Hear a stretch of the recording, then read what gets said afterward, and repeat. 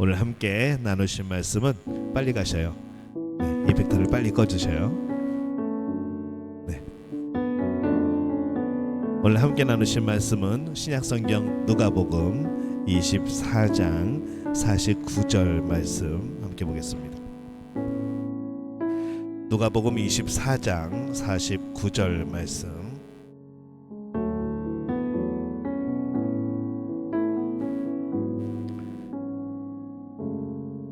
우리 한 목소리로 함께 봉독합니다. 볼지어다 내가 내 아버지께서 약속하신 것을 너희에게 보내시니 너희는 위로부터 능력으로 입혀질 때까지 이 성에 머물라 하시니라. 아멘. 오늘 진정한 하늘의 복을 받고 싶다면 성령을 받아라 라는 제목으로 함께 말씀을 나누려고 합니다. 이 성령님에 대한 설교를 하다 보니까 제목이 자꾸 길어져요. 그래서 지금 3주째 아주 제목이 길고 있습니다. 오늘 우리가 사는 시대는요 엄청난 물질 문명입니다.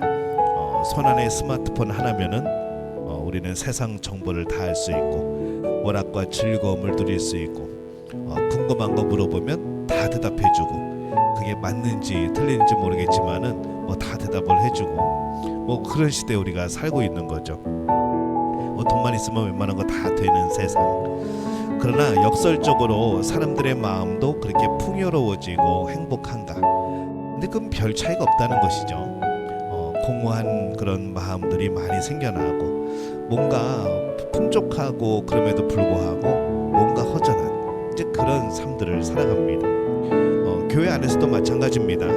예배는 많아지고 프로그램은 풍성하고 교회들마다 굉장히 여러 가지 성경 공부들 하고 갖가지 행사들을 하죠. 근데 이상하게도 이 초대교회가 가졌던 거룩한 감동, 이 하늘의 능력, 이것을 점점 우리가 경험이 적어지는 것 아닌가 그런 생각을 해봅니다. 이거 왜 그럴까? 오늘 말씀은요 우리에게 그 이유를 분명하게 보여줍니다. 우리는 하나님께서 예수님의 아버지라고 부르시는 이 하나님께서 약속하신 것이 없이 살아가고 있기 때문에 그런 것이죠. 한마디로 표현하면은 성령님과 동행하는 삶을 제대로 살지 못하는 겁니다. 주님은 교회를 단지 종교적인 조직으로 세운 것이 아닙니다. 성령의 능력으로 움직이는 살아있는 공동체로 세운 겁니다. 우리 공동체는 믿음 공동체는 성령님이 이끌어 가시는 겁니다. 우리 공동체는 성령님께서 하나 되게 하시는 겁니다. 우리 믿음의 공동체는 성령께서 우리 성도들을 연결시키셔서 하나님의 뜻대로 살아가게 하시는 겁니다. 이게 성령께서 이 교회들에게 역사하시는 거죠. 하나님은요 오래전부터 이 성령을 약속하셨습니다. 예수님은 부활하신 후에 제자들에게 이렇게 말씀하죠. 내가 내 아버지께서 약속하신 것을 너희에게 보내리니 라고 말씀을 합니다. 여기서 중요한 것은 예수님께서 내가 약속한 것이라고 하지 않고 아버지께서 약속하신 것이라고 하십니다. 성령을 그렇게 표현하는 것이죠.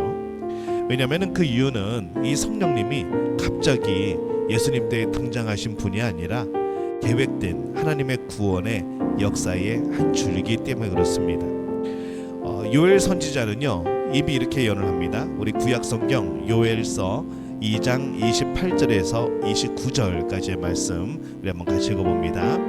그 후에 내가 내 영을 만민에게 부어주리니 너희 자녀들이 장래일을 말할 것이며 너희 늙은이는 꿈을 꾸며 너희 젊은이는 이상을 볼 것이며 그때에 내가 또 내 영을 남종과 여종에게 부어줄 것이며 이렇게 말씀을 합니다.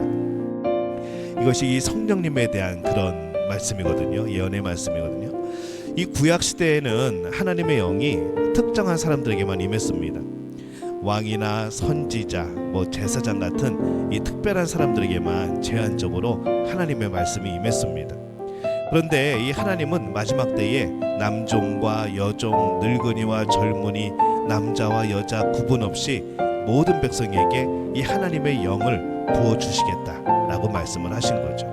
이 성령을 주시겠다 약속을 하신 겁니다. 이게 단순한 축복이 아닌 거죠. 이게 어떤 뜻인가 하면요 하나님 자신을 우리 인간 안에 두시겠다는 겁니다. 그냥 우리와 동떨어져서 우리에게 명령하시고 우리를 막 움직이시는 하나님이 아니라 내가 너희 안에 들어가겠다는 겁니다. 너희 인간 속에 내가 역사하겠다는 것이죠. 하나님은 단지 우리를 용서하시기만 원하신 것이 아니라 우리 안에 거하시기를 원하신 겁니다. 그래서 여러분들이 복 있는 가정이 되려면요, 여러분 가정에 하나님이 계셔야 되는 겁니다. 여러분이 복 있는 사람이 되려면 여러분 안에 하나님이 계셔야 되는 겁니다. 직장과 회사가 복 받으려면요, 그 직장에 그 회사에 하나님이 계셔야 되는 겁니다. 그래야 복이 되는 거죠. 근데 이 하나님은요, 기다리는 사람에게 성령을 부어주십니다. 예수님은 제자들에게 곧바로 세상으로 나가라 라고 하지 않습니다. 오히려 말씀하시죠. 위로부터 능력으로 입혀질 때까지 이 성에 머물라. 너희들이 이 성령의 능력을 힘입을 때까지 이 성에 머물러 있으라는 겁니다. 바로 이래도 될 텐데 왜 기다리게 하셨는가? 제자들은 이미 예수님을 믿는 사람들이었죠. 예수님의 부활도 봤습니다. 복음도 들었습니다. 근데 아직 그들이 못 받은 것이 하나 있습니다. 예수님이 약속하셨던 성령을 아직 받지 못했다는 것이죠. 이 성령을 받게 되면 그 성령의 능력이 나타나게 되어지는 겁니다. 여기서 아주 중요한 영적인 원리가 하나 있습니다. 한번 따라해 볼까요? 하나님의 일은 인간의 열심만으로 되지 않는다. 하나님의 일은요, 성령이 도와주셔야 되는 겁니다. 인간이 열심을 낸다고 무조건 다 되는 것이 아니고 하나님께서 도와주셔야만 되는 겁니다. 우리는 자꾸 무엇인가 하려고 하죠. 그러나 하나님은요, 제자들에게 기다리라고 하십니다. 기도 가운데 기다리라고 하시고, 우리에게 또 회개 가운데 기다리라고 하시고, 우리에게 또 순종 가운데 기다리라고 합니다. 왜냐하면은 이 성령의 능력 없이 하는 사역은요, 결국 인간의 힘으로 끝나기 때문에 그렇습니다. 뭔가 하긴 하는데 성령의 능력과 성령의 뜻과 하나님이 원하시는 것이 아니라 내가 뭔가 그냥 열심히 하다가 끝나버린다는 것이죠. 인간의 힘으로 한 거는요, 인간의 힘으로 끝납니다. 인간의 영광 받으면 끝납니다. 근데 하나님이 하시는 일은 하나님이 영광 받으시는 거죠. 인간이 하는 것보다 훨씬 더 풍성하게 강한 능력으로 모든 열매들이 거두어지는 겁니다. 그래서 이 오늘 말씀은요, 제자들이 마음을 같이하여 기도했다라고 말씀을 하죠. 예수님이 기다리라 하니까 기다린 겁니다. 어떻게 기다렸는가? 마음을 같이하여 기도했다라고 기록을 하죠. 놀라운 사실은요, 그 전에는 이 제자들이 싸웁니다. 내가 더 큰 자리를 차지하겠다고, 예수님이 왕이 되면 내가 하나는 우편에 하나는 좌편에 내가 영의정 좌의정 다 해먹겠다, 이제 그런 거죠. 막 그렇게 싸웠었는데 이 기다리던 시간에는요, 하나가 되어집니다.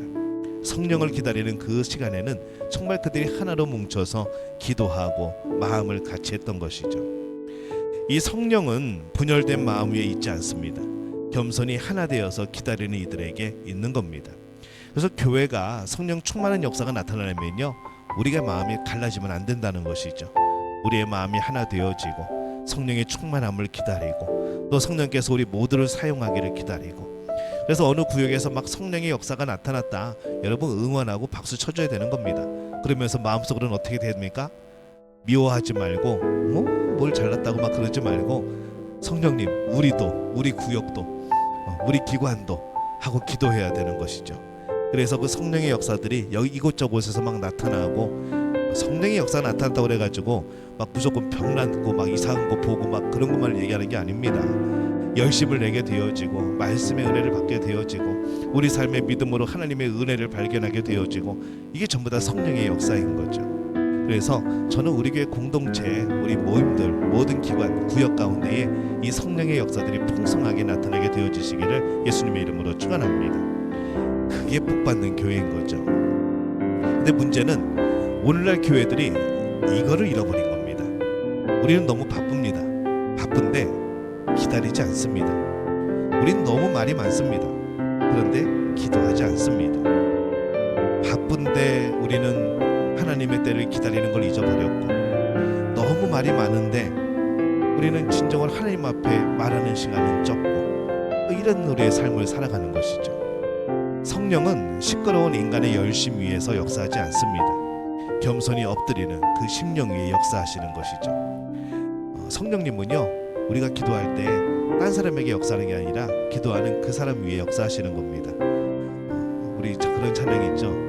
주님 내가 여기 있사오니 나를 보내소서, 나를 보내주소서, 이렇게 찬양하는데 가끔 그런 기도하는 분들이 있어요. 주님 제가 저기 있으니 쟤를 보내주옵소서. 막 그런 분들 계셔요. 성령은 나에게 역사하시는 겁니다. 다른 사람에게 막 기도하는 게 아닙니다. 성령님 제게 좀 역사해 주세요. 뭔가 맞는 것 같지만은 그것보다는 하나님 나에게 역사해 주세요. 성령님 내 안에 역사해 주세요. 하나님 나를 사용해 주세요. 그러면요 그 사람들도 보면서 저렇게 하는 거구나 그러면서 따라하게 된다는 것이죠. 세 번째로요, 성령은 외적인 종교를 내적인 생명으로 바꿉니다. 오순절 사건 이후에 제자들이 완전히 다른 사람이 됩니다. 무엇이 달라졌을까요? 그들은 더 이상 단지 예수님에 대해 아는 사람들이 아니었다는 것이죠. 이제는 예수님이 안에 사는 사람들이 된 겁니다. 제자들이 예수님 안에 살고 예수님은 제자들 안에 사시고 그런 사람이 되었다는 것이죠. 그냥 알게만 했었는데 이제 성령을 통하여서 경험을 하는 겁니다. 아, 하나님이 이러한 분이시구나, 예수님의 마음이 이러한 거였구나 알게 되었다는 것이죠. 가끔 그런 영화들이 있습니다. 몸이 바뀝니다. 남자가 여자가 있었는데 둘이 몸이 바뀌어요. 아버지하고 딸이 있었는데 둘이 몸이 바뀝니다. 그러면서 벌어지는 막 그런 재밌는 이야기들이 나오는 드라마들이 있는데 몸이 바뀌어 보니까 알겠다는 것이죠. 내가 그 상황에 처해 보니까 우리 딸의 상황을 알게 된 거고 우리 아빠의 상황을 알게 된 거고 내가 둘이 사귀던 사람이 몸이 바뀌어 보니까 서로의 마음을 알게 되어지는 겁니다. 이 성령님의 역사는요 그런 겁니다. 성령님이 내 안에 들어오시니까 내가 성령님의 마음을 알겠다는 것이죠. 그런 겁니다. 그래서 우리가 성령이 우리 안에 임하셨다는 것은 굉장한 복인 것이죠. 물론 외적인 증거도 있습니다. 단순히 내 안에 들어오신 그것으로 끝나는 게 아니라 외적인 증거들도 있습니다. 성경이 예수님을 증거하죠. 세례 요한이 예수님을 증거했습니다. 하나님 아버지께서 예수님을 증거하셨습니다. 예수님의 기적과 사역이 그분이 어떠한 분이신가를 증거를 했죠. 여기에는 한계가 있다는 것이죠. 외면적으로 드러나는 것, 어떤 현상, 이 외적인 증거는요 귀로 듣고 눈으로 보는 겁니다. 하지만 인간의 마음 깊은 곳까지 변화시키지는 못하죠. 보통 우리가 체험신앙이라고 말을 합니다. 우리가 경험되어지는 많은 일들, 하나님이 역사하셔서 이루어지는 일들, 그러면서 우리는 뭘 느끼는가? 아, 하나님이 살아계시는구나, 하나님이 계시는구나, 하나님이 역사하시는구나, 우리는 압니다. 그런데 문제는 그런 체험 가지고만은 우리가 진짜 성숙한 신앙생활을 할 수 없다는 것이죠. 정말 중요한 것은 내적인 증거가 필요한 겁니다. 내 안에서 역사하시는 하나님, 내 안에서 나를 움직이시는 하나님, 그 하나님을 경험해야 된다는 것이죠. 성령님은요 우리 안에서 깊이 역사하십니다. 인간의 영혼 속에 직접 찾아오십니다. 그래서 우리는 단순히 하나님이 계실지도 모르겠는데 라고 말하는 것이 아니라 성령님이 내 안에 계시면 고백하게 되어지는 거죠. 하나님은 살아계신다. 예수님은 나의 구주시다. 나는 하나님의 자녀이다. 이게 논리로 어떻게 설명이 됩니까? 내가 하나님의 자녀인 거 어떻게 이게 논리로 증명이 되고 서류로 증명이 되고 과학적으로 이게 어떻게 증명이 됩니까? 근데 우리는 나는 하나님의 자녀라고 고백하지 않습니까? 이 확신은요 성령께서 우리 안에 계실 때만 가능하다는 것이죠. 내가 예수님의 그 십자가의 사건으로 구원받은 거 이게 논리적으로 이해가 됩니까? 이게 증명되지 않습니다. 누가 하나 갑자기 나를 위해서 죽었다고 어떻게 내 죄가 사해지고 나를 위해서 죽었다고 내가 하나님의 자녀가 되고 구원받고 이게 논리적으로는 설명이 안 된다는 것이죠. 이거는 하나님의 사랑입니다. 모든 우리 인간의 지혜를 초월한 하나님의 방법, 하나님의 사랑, 하나님의 열심이라는 것이죠. 근데 우리는 이게 논리적으로는 설명이 안 되지만은 성령께서 우리 안에 계시면은 우리는 고백하게 되어지죠. 예수님 때문에 내가 살아났다고.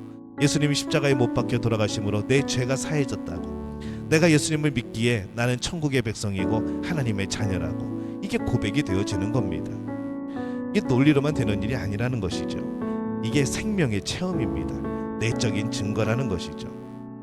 사람이 아무리 논쟁을 해도요 변화되지 않습니다. 논쟁을 해가지고 변화되었으면은 정치인들이 아직도 싸우겠습니까? 서로의 그런 생각들과 가치관들을 서로 막 논쟁을 합니다. 내가 옳다, 네가 옳다. 이거는 영원히 끝나지 않습니다. 근데 변화되는 방법이 있습니다. 사람의 논쟁 말고 성령이 함께 하시면, 그 중간에 계시면 이게 해결이 된다는 것이죠. 어떤 이념을 가지고 있던, 어떤 가치관을 가지고 있던 상관없이 성령을 인정하면 같은 하나님의 자녀가 되어지고, 또한 천국의 백성이 되어지고, 예수 그리스도로 인하여서 구원받은 사람이 되어진다는 것이죠. 아프리카 오지의 사람이라도 복음을 듣고 성령께서 역사하시면 변화되는 겁니다. 우상 숭배하던 사람이 하나님께 돌아옵니다. 술 취하던 사람이 거룩한 삶으로 바뀝니다. 옥탑 두들기다가 드럼을 치는 교회에서 그런 스님들이 생겨나는 것이죠. 참 다양한 분들 많습니다. 예전에 한번 봤던 것 같아요. 옛날에 무당이었는데 교회 나오시는데 집사님이 계십니다. 아주 영험하게 보이는 집사님이죠. 눈매는 여전히 매섭고 화장도 여전히 그대로 비슷하게 하시는데 마음만큼 너무 따뜻한 거죠.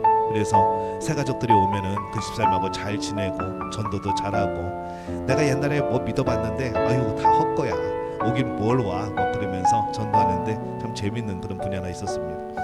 이제 그런 역사들이 일어나는 것이죠. 왜 그럴까요? 아무리 무슨 뭐 장군이 와도 뭐 그분이 오셔도 소용없다는 겁니다. 성령님이 오시면 달라진다는 것이죠. 성령님이 오시면 삶이 변합니다. 성령님이 오시면은 내 인생의 기반이 바뀌는 것이죠. 왜냐하면 성령은 직접 우리의 마음속에 오시기 때문에 그렇습니다. 네 번째입니다. 성령은 우리에게 감동과 권세를 주십니다. 오늘날 교회의 가장 큰 위기가 뭔가? 감동이 상실되는 거죠.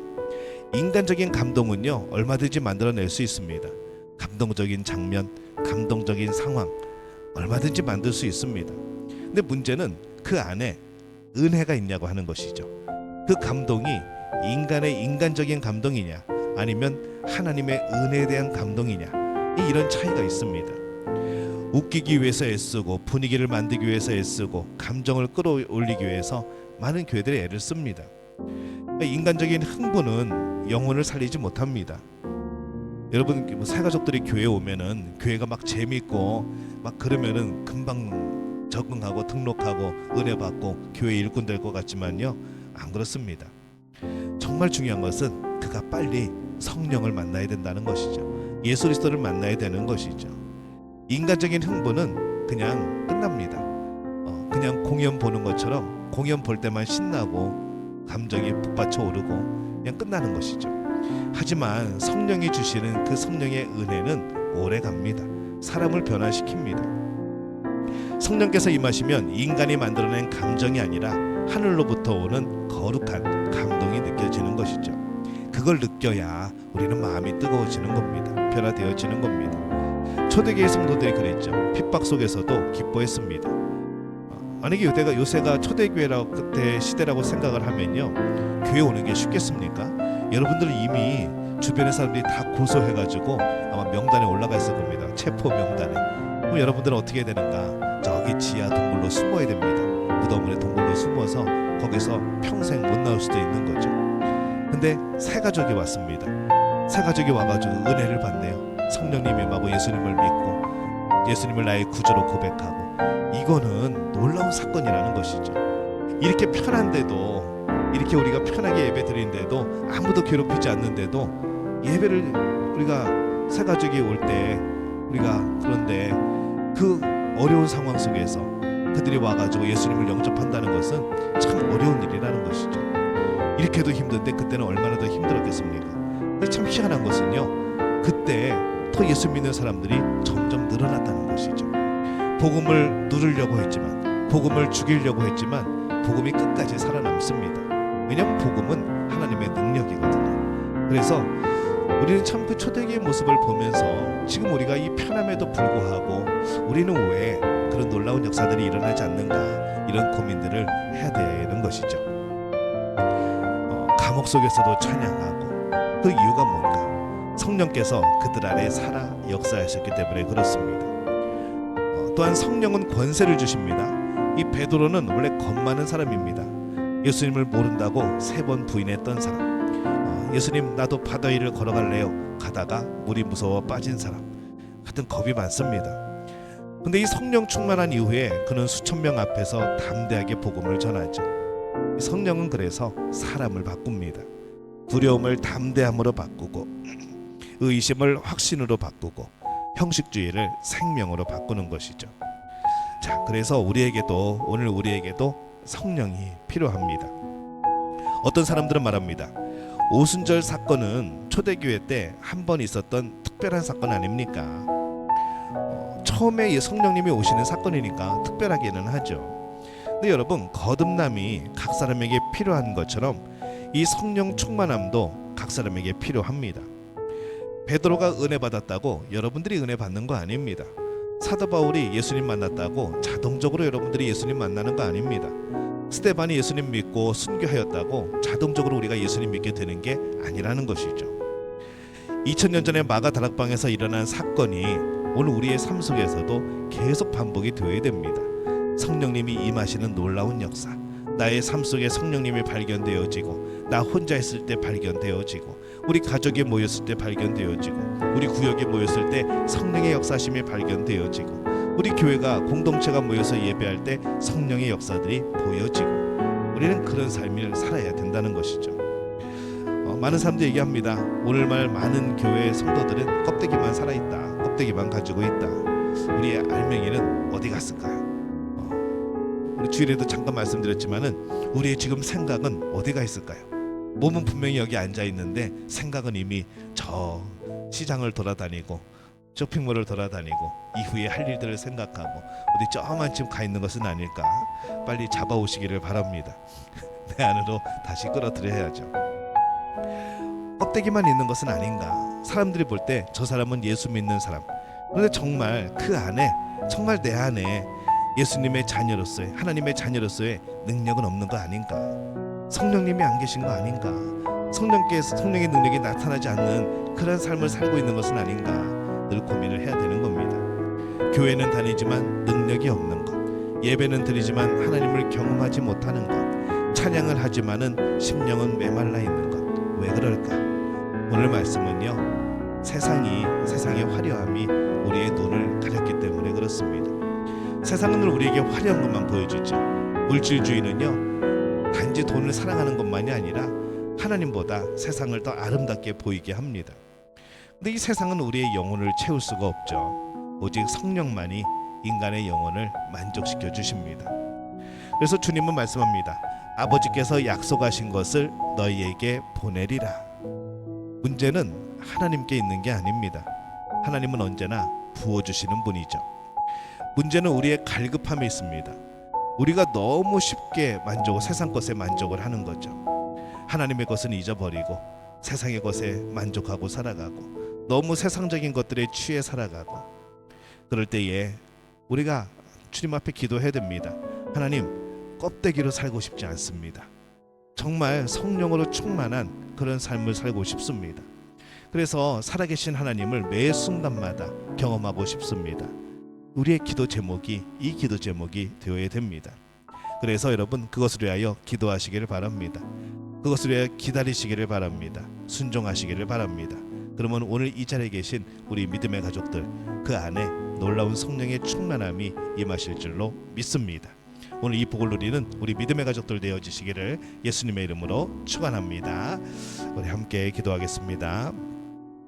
하나님, 은혜와 사랑에 감사합니다.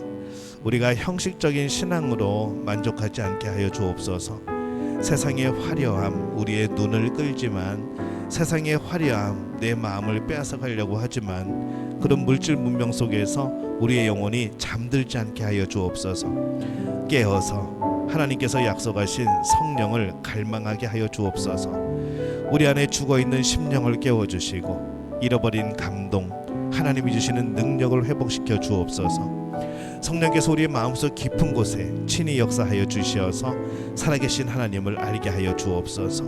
우리 믿음교회가 성령의 능력으로 움직이게 하시고, 우리의 삶이 형식이 아니라 생명으로 충만하게 하여 주옵소서. 오늘 그 삶을 시작하며 오늘 그 열정으로 살아가는 우리들 되어지게 도와주옵소서.